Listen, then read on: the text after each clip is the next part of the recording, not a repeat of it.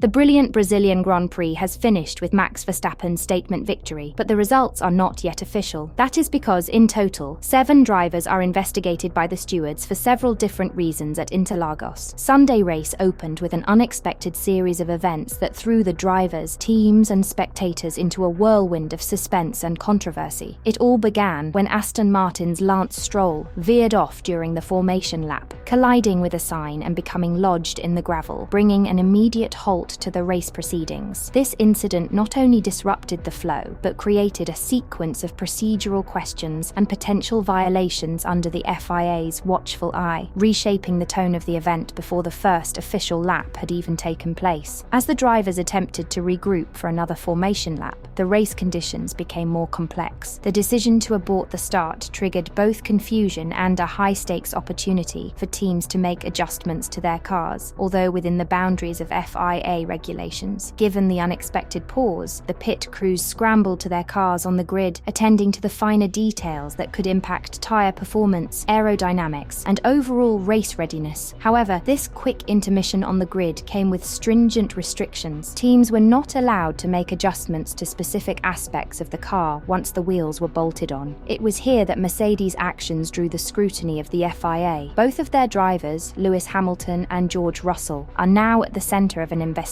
that could influence their Brazilian GP results. The FIA cited Technical Directive TD003N regulation was potentially breached by Mercedes, referring the issue to the stewards for deeper analysis. This technical directive governs car adjustments under certain conditions, and Mercedes' alleged adjustments to tyre pressures on both Hamilton's car number 44 and Russell's number 63 have raised questions. According to the FIA's preliminary findings, adjustments to tyre pressure appeared to occur between the 10 and 5-minute signals during the aborted start sequence, a time frame that explicitly prohibits teams from making modifications with wheels bolted on. If proven, this would stand as a violation of 2 critical points, which clearly specify the constraints surrounding in-grid car modifications. Ever since they arrived in Brazil, Mercedes have been nothing short of disappointing. With only one FP1 session, as this is a sprint weekend, there was only so much for Mercedes to learn. Something that they could not ignore was the intense bouncing they experienced on the newly resurfaced track in Interlagos. Towards the end of the free practice session, Lewis Hamilton radioed in his discomfort, saying that he was in pain. Russell too complained about the bouncing. To limit the discomfort, Mercedes decided to raise their ride height. Naturally, this means that speed would be sacrificed, and as seen at the sprint and race, the Silver Arrows were far off the pace. Hamilton's weekend at Interlagos seemed doomed from the start. His complaints about the car's unpredictable balance echoed from Friday practice all the way through to Sunday's chaotic Grand Prix. Wet conditions only amplified the issues, forcing the Briton into several off-track excursions that underscored the car's instability. Reflecting on the disappointing performance, Hamilton spared no detail in his assessment. "Yesterday was terrible. Today was terrible," he told reporters with frustration. Nothing worked. Qualifying was awful, the sprint race didn't go well, and today's race just capped it all. The car has been a nightmare all weekend. The 7-time champion's frustrations have been mounting since Mercedes introduced an upgrade package in Aston, a development that was expected to close the gap to rivals Red Bull and Ferrari. Instead, Hamilton believes it may have done more harm than good, describing the W15's handling as stiff, unforgiving, and downright unpredictable around Interlagos' demanding layout. By the time Sunday's race drew to a close, his criticisms grew sharper. Struggling to keep the car under control through corners, Hamilton labelled the W15's performance as abysmal, adding that it felt like he was fighting the car at every turn. "It's the worst car I've ever driven, no question," he stated, his tone edged with resignation. When asked to pinpoint the exact cause of the car's erratic behaviour, Hamilton could only offer a wry response. "You tell me. That's the million-dollar question. If anyone can figure it out, I'll happily hand over $1 million."